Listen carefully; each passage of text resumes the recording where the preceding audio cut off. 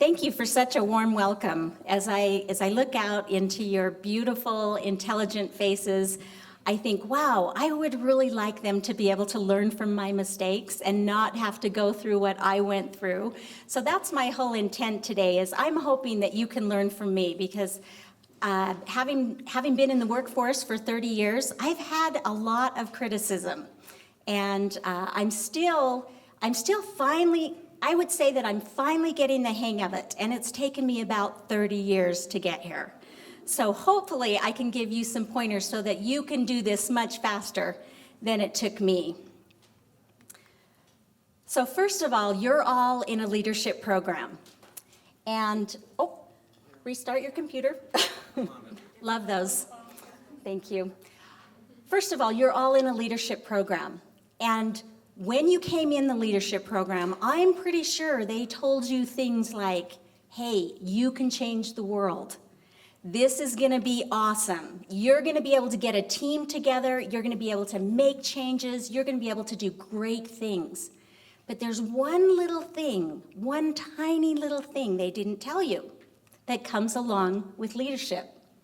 And that is, you get a boatload of criticism. And it's how you look at that criticism that makes all the difference.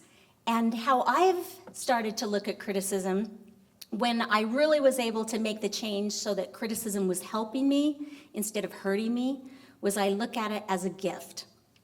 And it's all in perception. So let's talk about perception just a little bit.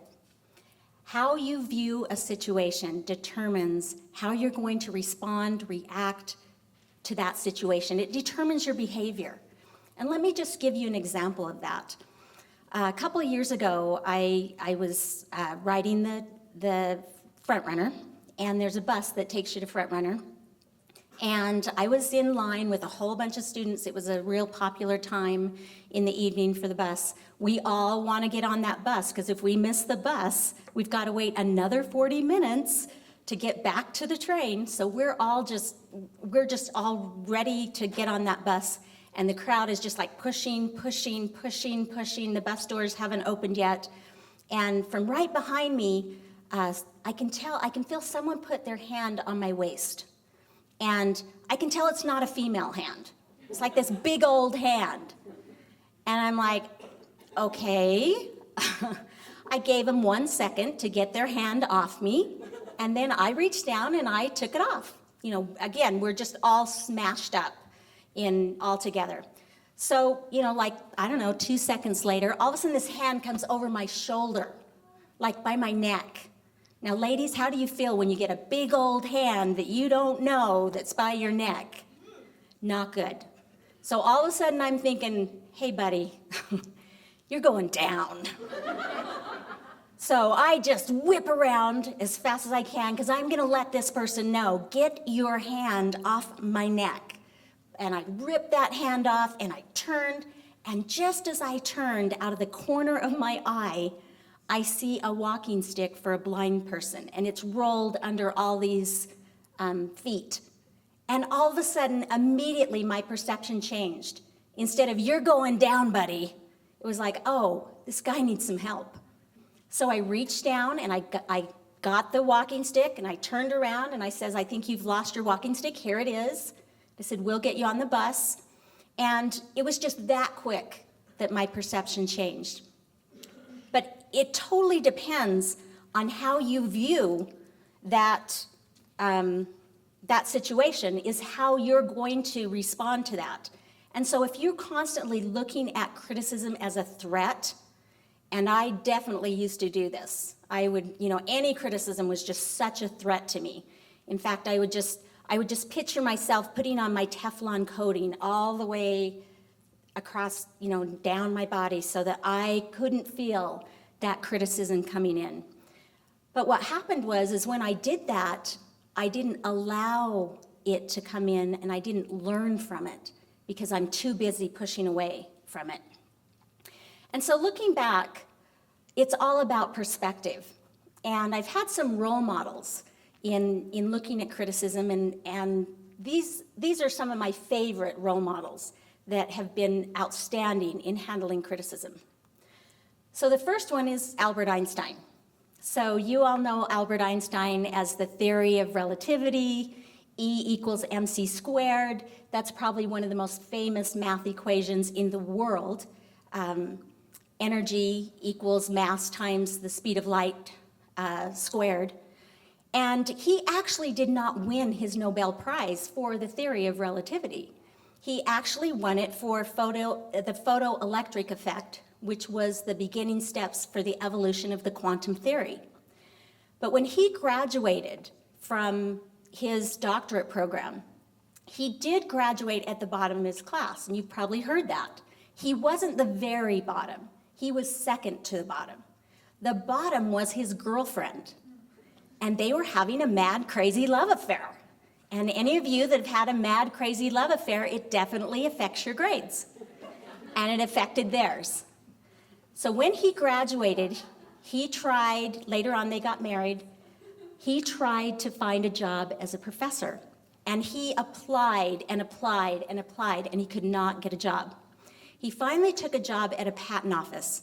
He wasn't a full officer, he was an assistant. And he actually did not get 2 promotions. And these were some of the reasons. Well, the first one was he was too Jewish. It's hard when you're Jewish, because if you are, you are. And so, sorry, you can't have a promotion, you're too Jewish. Also, not a good student. Your grades are just not good enough. When he tried to get a job as a professor, he was told he was a dreamer. You're too much of a dreamer. You're always in the clouds, thinking of the clouds. And the other thing is, when he was in classes, he would challenge his professors. Now, I want to challenge you all to your physics professor. I want you to go ahead and challenge them and see how that works out for you. It doesn't work out that well, and it didn't work out that well for Einstein, because then when he would try and get a teaching position, his teachers would say, no, he thinks way outside of the box. And finally, one of the criticisms that he received was that they did not believe he would thrive in an intellectual environment of academics. So while he was in that patent office, he wrote 4 of his most famous papers, including one, his theory of relativity. But he didn't stop. He didn't let that stop him. He kept going, and what a privilege for us. He had to leave Germany or he would be killed because he was Jewish, and he came over to the United States and worked at Princeton. And so what a benefit for all of us. Another one of my heroes is Harriet Beecher Stowe. Now, Harriet Beecher Stowe lived in the time of the Civil War, and she wanted to write a book. And as she told people about how she wanted to write this book, she got a lot of criticism. First of all, women were not supposed to write books. That was a man's job in the 1850s and 1860s, and women didn't do that, but she chose to anyway. She wrote this book, you've probably heard of it, Uncle Tom's Cabin. It sold over 300,000 copies, which is incredible at that time and in that day and age. She was told that she was too outspoken, that she needed to get out of politics. Women didn't have what it took to be in politics. She was told that she needs to be seen and not heard, that she needed to worry more about her appearance than about the issues of slavery. Did that stop her? No, that did not stop her. And later on, when President Lincoln wanted to meet her, when he first saw her, he started to laugh. And he said, "So you're the little woman who started this great war." Because she didn't look like much. She was just a little itty-bitty thing. And yet, look what she was able to do about social justice issues. Finally, Abraham Lincoln.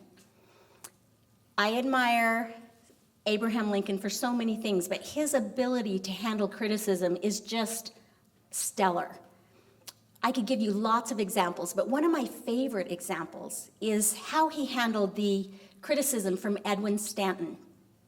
In the 1850s, before Lincoln became the president, he was working as a lawyer, and he was a small town lawyer in a small little town working away, and he got assigned a case that he was going to have to work with a partner. and his partner was Edward Stanton. Now, Stanton later became the Secretary of War, but at that time, he was just a very well-known lawyer, a famous lawyer, famous for his intelligence, famous for how he would win his cases. Lincoln was thrilled to be able to work with him. So before he even goes, he gets to hear what Stanton is saying about him.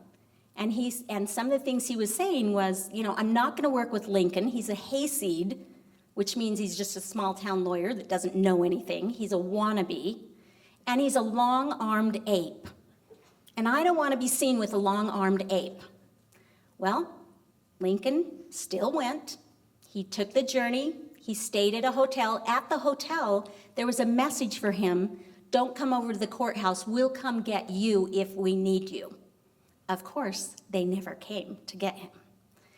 So he walked over the brief. Now, he had spent days working on this brief. He had given everything he had into this brief. He delivered it to Stanton. Stanton dismissed him and said, if I need it, I'll open it, but don't think I'll need it. Lincoln said, okay.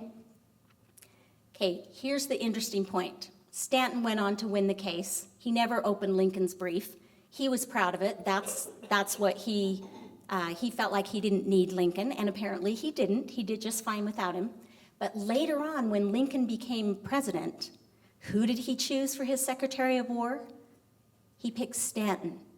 Now, I don't know if I'd want to pick someone for my cabinet that had called me a long-armed ape, that said I didn't know anything, I was a wannabe. I'd probably say no. I think I'm going to pick someone I can trust. But what Lincoln said is I needed those qualities that Stanton had, those qualities of intellect, determination, bulldog, won't back down, won't say I can't do it. He will find a way to do it, and I needed him to be Secretary of War. Now, that's the mark of a true professional, when they don't let all those personal issues affect them in choosing the right person for the job. So, yes, these are people that we can look at, wow, they did a great job with criticism, but I also have had the fortune of having two mentors in my own home that I have been able to watch. And the first one is my son. This is Ricky Lundell. And when he was little, he's one of those kids that never stopped moving, just constantly moving. He was walking very early. He got tired of his diaper, so he threw it away. And he just potty trained himself in a day. It was amazing. And the only way I could survive was to keep that kid so busy that he didn't have time to get into trouble, and he would actually sleep at night. So I put him in soccer, and I put him in baseball, and I put him in gymnastics, and I put him in Brazilian jiu-jitsu, and I would have put him in more, but I just did not have the time to get him to all these places. But it was so great to keep that kid busy, because when he wasn't busy, he was getting his bike on top of the roof and riding it off onto the tramp and just constantly doing all these crazy things. So in 7th grade, we went to parent-teacher conference, and you know how they say, okay, what would you like to do for your career? He says, I'm going to be a professional athlete. So I look at the counselor looks at me, his eyes say, not going to happen. My eyes say, help me, I don't know what to do. I can't talk him out of it. He's saying, let's talk about maybe a secondary option for you. Is there something else you'd like to do? Nope, I'm going to be a professional athlete. Well, okay, what kind of sport do you want to be a professional athlete? Brazilian jiu-jitsu. Okay, well, there's not a lot of demand for that in Orem. Fine, I'm moving out of state. Okay, so we go through this every year. 7th grade, 8th grade, 9th grade. In 10th grade, I'm sitting down with the counselor. I'm ready for it. Here we go. The counselor says, okay, Richard, what would you like to be? Well, I'm going to be a professional athlete. Don't try and talk me into something else, because I'm not going to do it. And I need more practice time. So I'm really thinking about dropping out of high school. We're both going, no, this is not an option. You are not dropping out of high school. So what we worked out was that he would come to UVU and finish up his high school credits, transfer them back to his high school. He could be working on his associate's degree at the same time. Then he could do his practice. He could practice his jiu-jitsu, do school, and then he also was running classes. By then, he was teaching the classes at the behavioral, or at the Brazilian Jiu-Jitsu studio. Well, I was very critical of this. For one thing, I was very critical that he's teaching the classes for free. So he's doing all the kids' classes. Pretty soon he's doing the intermediate classes. Now he's doing the adult classes. He doesn't get paid anything for this. And I'm saying, you know, you're spending 30 hours a week teaching class and you're not getting a penny from it. And your instructor is getting all the dues. There's something wrong with this picture. He's like, Mom, you don't understand. I learn more by teaching than I ever would learn in class. You don't get it. I'm being taught for free by teaching. Okay, fine. I figure, one of these days he's gonna stop this craziness. He's gonna be a regular person. But he didn't do that. In fact, he continued on. While he was here at UVU, we had our first wrestling program start. I think that was back in 2001. And Cody Sanderson was the coach of the wrestling team. And about a year before, Ricky had decided, I could really up my game by adding wrestling to it. So he worked it out where he could have a college wrestler, he could teach him wrestling, and he would in turn teach him jiu-jitsu. And he had done that for about a year. So when he heard that there was going to be a wrestling team, he was so excited. He got his highlight tapes. He got everything ready. He made an appointment. He went to meet with the wrestling coach. He wore a suit and a tie, which we had to buy because he doesn't have one. And he made his pitch. I want to be on the wrestling team. I would like you to watch my highlights, and then I would like to have a walk-on, do a tryout. Well, Cody just laughed. He said, all you jiu-jitsu guys think that you can, just by doing jiu-jitsu, it does wrestling. They don't work together. No, you can't try out. He's like, can't you just watch the reel? He says, no. He says, don't come back. You're not wrestling material. Okay. So he continues on practicing with his coach, and he's teaching his coach is teaching him. He continues on, and he does that for another year or so. So then they have the team trials to go to the World Champion Wrestling.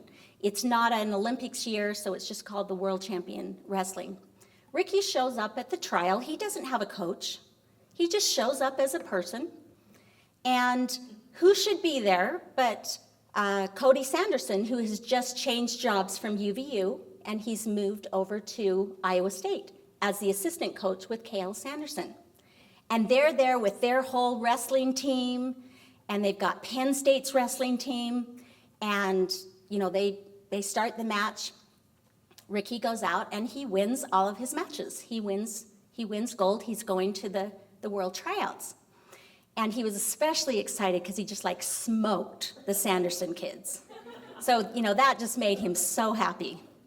So he was standing there, and Cody and Kyle came up to him, Cale, and came up to him and said, and Cody said, "Don't I know you?" And Ricky says, "Yeah, you know me. You know me because you wouldn't let me try out for UVU wrestling." He's like, "You're kidding me. You're that guy?" He goes, "Yeah, I'm that guy." And Cale says, "Way to go, Cody." And then they said, "Look, we would love for you to come to Iowa State." And they made him an offer right there. Come to Iowa State, finish out whatever eligibility you had. He only had 1 year left because he had been in college. Even though he had come during high school, that eligibility time counted.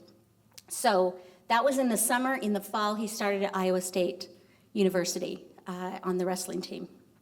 Needless to say, he is now a head UFC coach. Now, maybe you're not familiar with UFC. I wasn't either until my son got me involved. but it's the Ultimate Fighting Championship.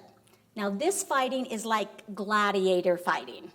I mean, this is like modern day gladiators.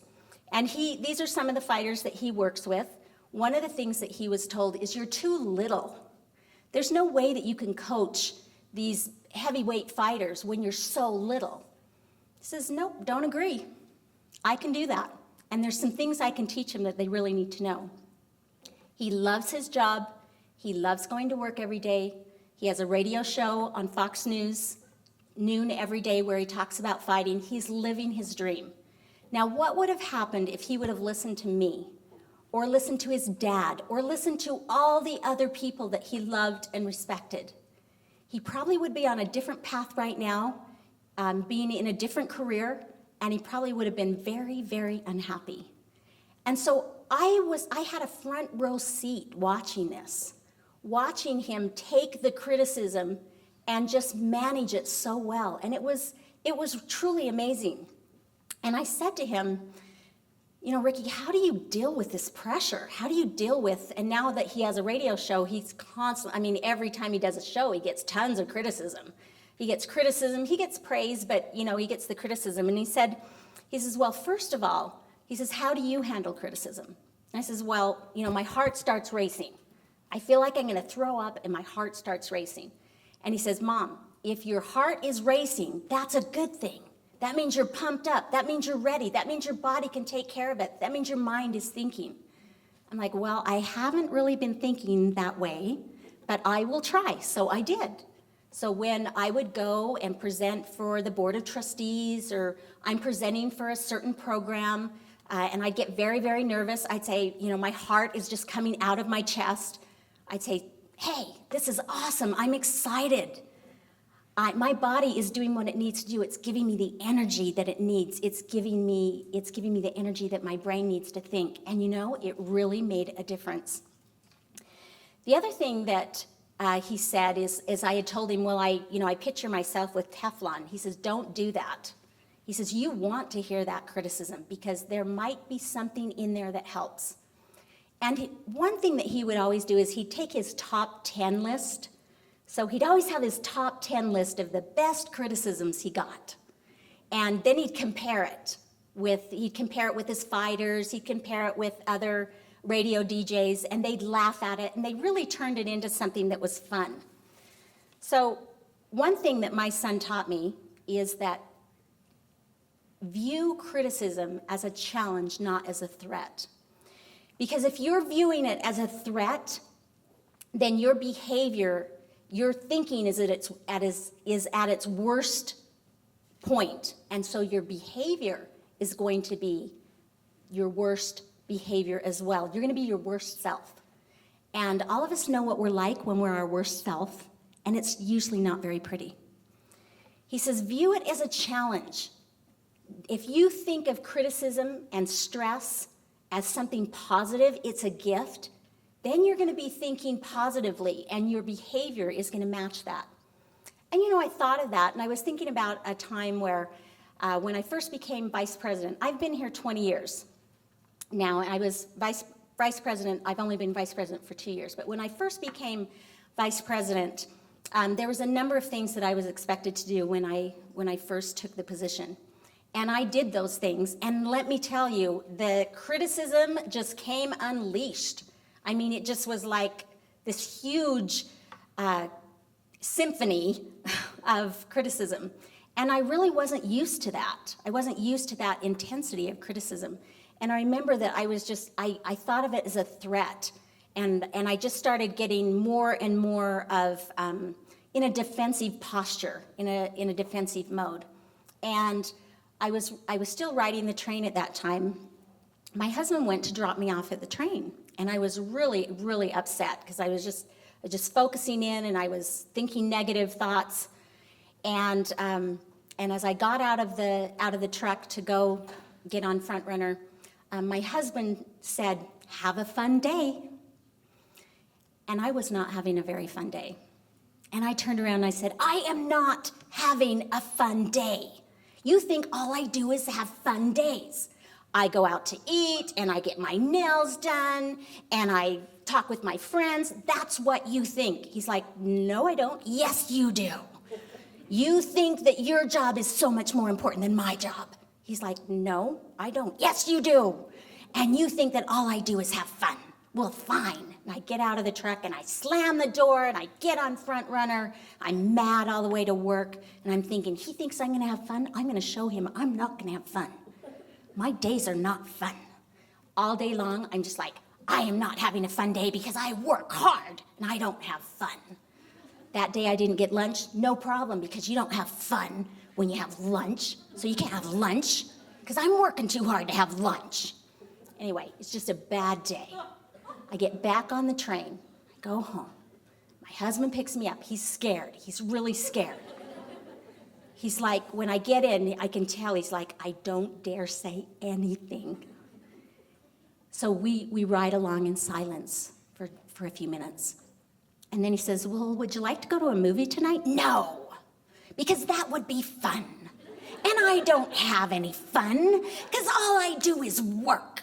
He's like, okay. And he says, well, how about if we get something to eat? Fine, because I haven't eaten all day because I don't get to eat. He's like, okay. So I eat and I go straight to bed. I'm exhausted. The next morning I wake up and I'm like, why did I act that way? That was so dumb. So I go to my husband. He's scared. He's really scared. He's like, back away, back away.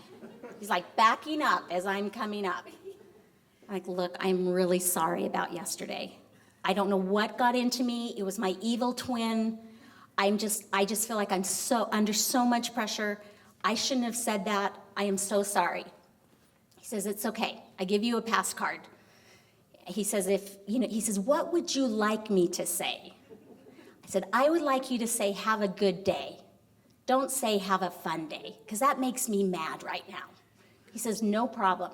I will not say fun anymore. So here's the best part. So like about 2 weeks later, get to the train station, I get out, we kiss goodbye, I'm just turning to walk, and he forgets. He says, have a fun day.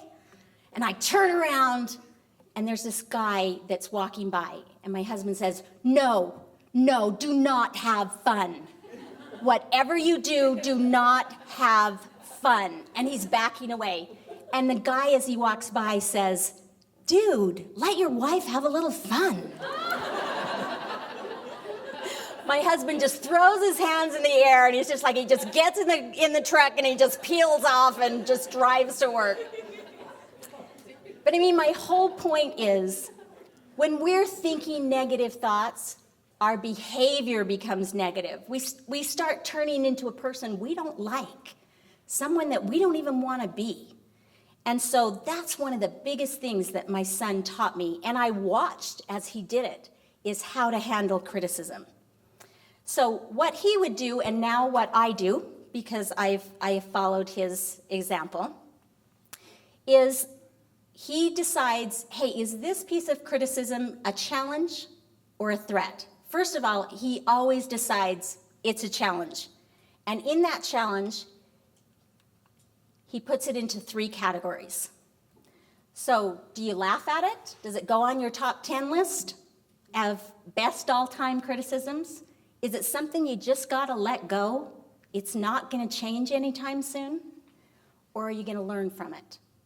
And so I decided to share with you some of the things that I have learned and laughed about and been able to let go. So the first is I'm going to share with you my top 10 lists of criticisms. So here's my first one. She's dishonest and continues to fool everyone around her. She must be stopped. She must be stopped. She must be stopped. This was sent in a letter to Governor Herbert. It was a 2-page letter. At the bottom of the letter, in handwriting, this person wrote, she must be stopped, she must be stopped, she must be stopped. Well, when I was just horrified. It's like, great.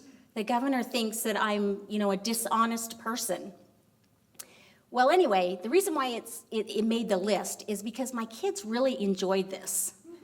And they like to use it. So if I'm doing something that they don't want me to do, they'll start saying, she must be stopped, she must be stopped, she must be stopped. Or if I can't hear them, they'll text it to me. So we've had lots of fun with this. And if I start acting like that evil twin that I told you about to my husband, he will say, she must be stopped. And it's great. I get the message. Okay, just stop. Go eat something and go to bed.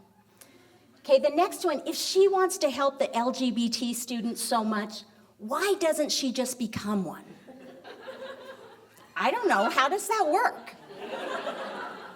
I mean, I don't know how to become an LGBT. They don't know how to become straight. It doesn't work out. And that's why it came on my top 10 list. But here's where my other son, my oldest son, became a mentor for me. First of all, when my oldest son was born, he was just different. And he was born, and then Ricky was born, and they were just like so opposite. And I knew he was different, but I didn't know why. I just knew this little guy was different. And I remember I put him in a Montessori school. For one thing, my middle son was so active. I needed a program that was very active, like Montessori. But I also wanted kind of a more homier environment for my older son. And when he was in about 4th grade, he had to write a little story. And they had a little dress-up box in the room. So they dressed up, they took pictures of the student dressing up, and then they wrote this story about it, and then they brought it home to their parents. And so my son kept telling me about the story. He was really excited about the story. Mom, I can't wait to show you my story. So he brings me home his story, and I'm just on pins and needles to find out this story because he's so excited about it. Well, the story is about a little princess, and he's the little princess. And on the front of the book is a picture of him in a pink dress with his crown and a wand. And I'm just like, are you kidding me? I don't even know what to do with this. And we looked through the story, and I said, this is a great story. I lied. I did not like that story. And I thought about it over the weekend, and I didn't know what to do, so on Monday, I went to meet with his teacher. His teacher was Lois Bobo. She no longer teaches there. She teaches at BYU, but an amazing woman, like the most incredible teacher in the world. And I came in and I sat down, and I didn't know what to say. I was just crying. There's just tears just pouring down my face. And I didn't even know what to say, so I just like handed her the book and said, Miss Lois, I don't know what to do. And she looked at me, and she gave me the very best advice that I could ever receive. She said, you need to love Brent for who he is and not for who you want him to be. It was the best advice I could possibly get. So from that moment on, I knew my son was gay. It wasn't until he was probably 18 or 19 that he came out to me and said, Mom, I'm gay. And I said, I know. You do? Oh, yeah. Known for a long time. But what it taught me is I watched him as he was trying to make his path and watched the criticism come in on him and watched how he just continued to do what he needed to do in order for him to do well. And it was absolutely inspiring for me to watch that. But what I also found out, what I learned, is as he would bring his friends home who were gay, they didn't have that kind of support. Many of them were kicked out of the house. They were shunned by their neighbors and their friends. They were bullied in school. Last year, we had 4 students at UVU that committed suicide. All 4 of them were LGBT students. It is so critical that LGBT students get the services they need. Truly, it's life and death for them. So many of them do not have that support at home. It's just, they just don't. And so I decided that if that was gonna be a criticism of me, that, you know, to help LGBT students, no problem. It's gonna make my top 10 list. Okay, my next one was, she won't last 3 months. This was said when I got the vice president position. I had, about a week after I got the vice president position, one of the employees came over to me and said, we've got a pool going in our office. Cool, what for? We don't think you'll last 3 months. Okay. I thought to myself, you know what? You don't know me. I am a lot stronger than I look. I don't look that great, but I am very, very strong inside, maybe not on the outside. So that got on my list. If you're over 40, she will fire you. Well, if that were true, I'd have to fire myself. So that got on the top 10 list. She's the Iron Lady. Really? Margaret Thatcher's the Iron Lady. I'm not trying to take her place. I'm not trying to run a country here. I had an employee come to see me about a year ago. He didn't work in my division. He came in, and I noticed he's very, very nervous, and he's shaking. He sits down and he said, you know, I'm here to talk to you about a decision that you've made that I disagree with. And I said, okay. He said, okay, you're gonna listen to me? I said, sure. What is it? He's like, well, I was told that you're the Iron Lady. I mean, I was told that you are one mean witch. He didn't use that word. I mean, I was told. I'm like, stop, I've got the message. Why don't you just tell me what you disagree with? I think I figured out what you've been told. So he said, you know, I really disagree with the fact that you're not letting food services have this practice room. We need this practice room for all of our vending. We have to have it. I said, okay.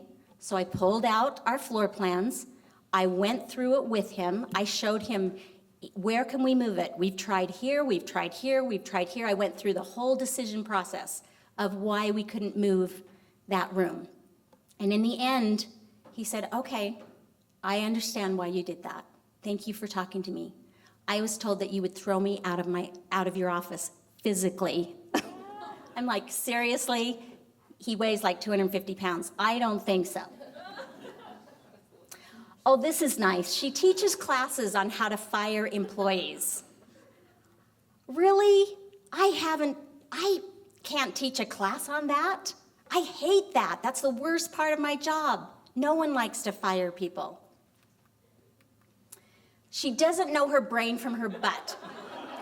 The reason why I put this one here is because I am 100% positive that this is my head and this is my butt. So that's why that made the top 10. Oh, this is nice. If she wants to help undocumented students, she should go to Mexico. Well, if I went to Mexico, they wouldn't be undocumented now, would they? So that definitely made my top 10 list. Oh, this is nice.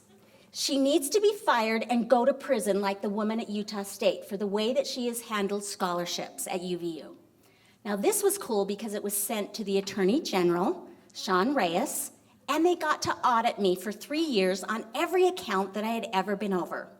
That was so fun. So that made my top 10 list. And finally, she is just like President Obama, clearly incompetent and giving all the resources away to minorities. I personally really like that one because when I saw him with that wig, I really could see the resemblance. I think we look like cousins. So here's my next list. Only the very best get on the top 10. But here's the list where I just have to let it go. There's nothing I can do about this. So it just has to be, I just have to let it go. So the first one is, she's too short to be a leader. No one will take her seriously. Well, Napoleon did it. I mean, I know I'm short, but yeah, I can still be a leader. So I got to let that one go. It's a DNA thing. I can't change it. No one will work for her.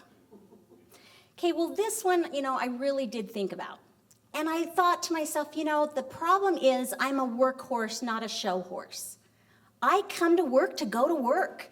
I'm working at 8 and I'm going all day, and that's what I like to do. I was raised on a farm and a ranch.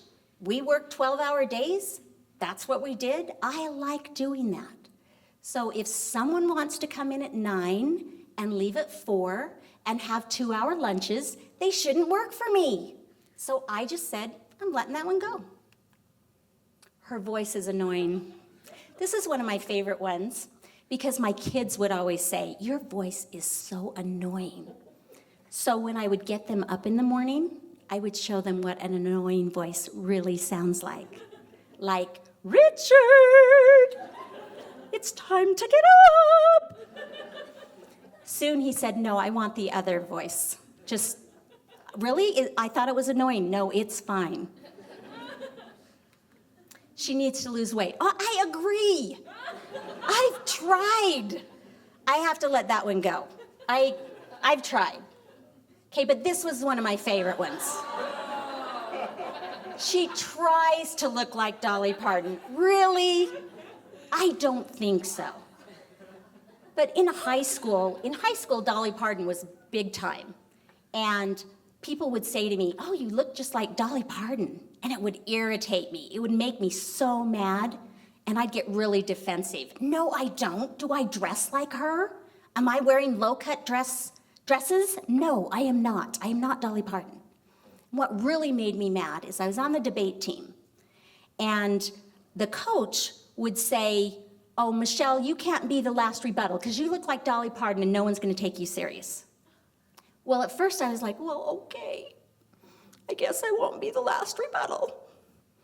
Then one day I was like, hello? And he said, we're in the finals. He says, let's switch the order so that Michelle's not last. And I said, no, I do not look like Dolly Parton. I am not wearing a skimpy dress. I am doing my rebuttal. I've learned this, I'm ready for this, and I'm doing it. And the coach said, okay. And we won the team, and I never heard that again. But every once in a while, I still hear that.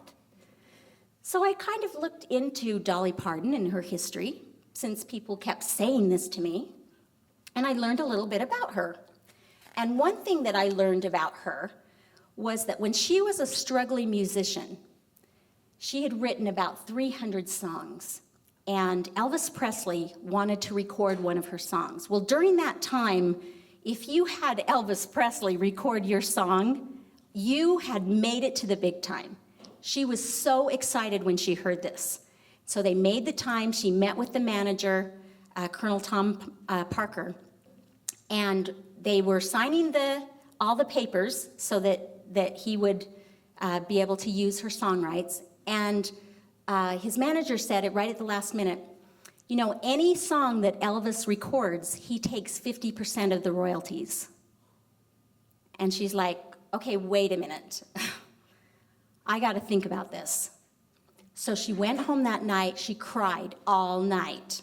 She asked her friends. She asked her manager, what should I do? They all said, let him do it. It's worth it. If you have Elvis Presley sing your song, you are totally in the big time. But she says, but this is a special song. I've written 300 songs, and this particular song is special. It is going to be more than a big hit more than once. The song was I Will Always Love You. You probably know this song because Whitney Houston made it very famous, but she wasn't the only one that sang it and had it be a hit. There's been at least 5 singers that have sung that song, including Dolly herself, where it's been a hit. She came back and she said no to Elvis Presley. She said, I cannot do that. This money from this song goes to my family, and I cannot do this. I know this is a special song. Well, since that time, she has made over $6 million in royalties on just that song. So then I decided, you know what? If people want to compare me to Dolly Parton, go right ahead. The other day I came up to, I was just getting a sandwich at Subway, And the person behind the counter came up and said, well, what can I do for you, Dolly Parton? And I said, well, thank you. I take that as a compliment. I'll take the 6-inch chicken. Here's the last one. She's a ditzy blonde. I have heard this since high school. And I finally decided, you know what? I am just letting this go. Because anyone who knows me knows that I am not a ditzy blonde. So if they want to believe that, go for it. So those are the things I let go. So here's the list that I have learned from. This is the list that I constantly look at. How can I learn from this? How can I improve on this?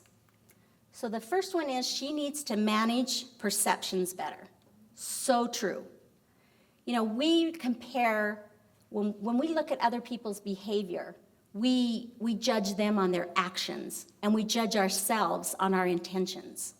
So if we see someone doing an action, we're not saying, well, but their intention was this. We're saying, no, you know, they're doing that. And so this was great feedback for me of how to manage my perceptions better. And I'm constantly trying to do this better. I'm constantly trying to look at my actions and what people may think when I do something. And that has been extremely helpful for me. The next one, she is too trusting. I have to say, true on that one. But one thing I have learned about this is for a while I kind of went through a phase where I didn't trust anybody. I mean, when I came onto campus, I would think, I cannot trust one person on this campus. And what I found was it took enormous energy, physical energy and emotional energy, to not feel like you could trust even one person. And so what I learned from that, because after a few weeks of that, I was just exhausted. And what I learned from that is the person that you have to trust the very most is yourself. Anyone else is a bonus. And I constantly look at that, and I constantly remind myself of that, and it has helped me tremendously. She doesn't speak up and make her voice heard. That is something that I have heard quite a bit over the last 2 years. And I guess I have to figure out, what is my voice? Maybe I'm still finding my voice. But one thing that I did decide, that where I want to have my voice is I want to speak up for the underprivileged, for first generations, for veterans, for the mentally ill, for those students that don't have a voice. That's where I want to put my voice, which makes the next one quite relevant. She's polarizing. You know, when I first heard that, it was just like a sock to the stomach. It was like, I'm polarizing? Oh. But you know what? If talking about what you care about, if putting your whole heart out there on issues that mean so much to you, if that makes you polarizing, no problem, I'll take it. And that's something I'm okay with. Last but not least, she has poor judgment. Now that was said to me by my boss, President Holland, who I absolutely admire and respect totally. When you have someone that you absolutely admire and respect tell you that you have poor judgment, man, do you sit up and listen. And I did. And this has been such a gift for me, because ever since then, I have been more thorough. I have checked the data more. I have been more consistent. I have thought through my situations and the consequences of them more. I've put in so much more thought into the decisions that I've made, because I don't want to hear that again, ever. And so that, I think, has been the very biggest gift of all to me, is that comment. The other day, I said to President Holland, we were meeting, and I told him, I said, you know, President Holland, you really helped me out. And he said, how did I do that? Well, I said, over the weekend, in my kitchen, I kept smelling a kind of like a gas smell. And so I went to my husband and I said, you know, honey, come and smell the kitchen. It kind of smells like gas to me. So he came in and he smelled, and he said, I don't smell anything. I says, oh, honey, you don't have a very good smeller. I'm telling you, I can smell a gas smell. So he said, okay, he opens it up, he looks at it, he looks at the oven. He says, okay, well, we can call tomorrow on, we'll call the gas company and have them come in. I said, okay. So then I kind of went along doing, I think it was Sunday, we were getting ready for church. And I just had this gnawing feeling that I shouldn't let that go. So I went back in and I opened the cupboards underneath the gas grill, and I smelled some more, and I could smell it really strong then. And I went back to my husband and I said, look, honey, President Holland said that I had poor judgment. And I don't want our house to blow up and have you say you had poor judgment. And he said, okay, what do you want to do? I said, I want to call the gas company. He's like, great, we get to miss church. I says, yeah, we do. Call the gas company and just have them come and check this out. So he did. They came in about 45 minutes. They came in the house. They used their little thing. They said, oh my gosh, it's a good thing you called. Your house would have blown up. I'm like, yes. Good judgment. I used good judgment. So it's helped me in so many ways. And the funny thing was when I told that to the president, he said, you always use good judgment. I said, President Holland, you told me I had poor judgment. He says, I don't remember telling you that. I'm like, really? Because I remember it every day. He's like, well, I'm sorry, but he says, maybe I was talking about one certain thing, but I wasn't telling you that you just have total poor judgment. I says, really? Because I thought you were. It was such a gift to me. It has helped me tremendously. I'm so grateful for that piece of advice because it has changed the way I look at making decisions. And I'm very, very grateful that my house is not blown up. So in conclusion, first of all, yes, criticism can work against you or it can work for you. It's your choice. And you want to choose it to work for you. Just like in Brazilian Jiu-Jitsu, you use your opponent's weight and their speed and their strength against them. Same thing. You can use criticism and it can all work against you or it can all work for you. And I want you to have it work for you. And lastly, I want you to use your criticism to give you the energy to succeed in whatever your life purpose is. Because if you have a life purpose and you're going after that life purpose, I promise you, you are going to get criticism and you're going to get a lot of it. And so what I want you to do is I want you to use that criticism to propel you forward. And I also want to say, I'm so appreciative of you having me here today. Thank you so much, and best of luck to all of you.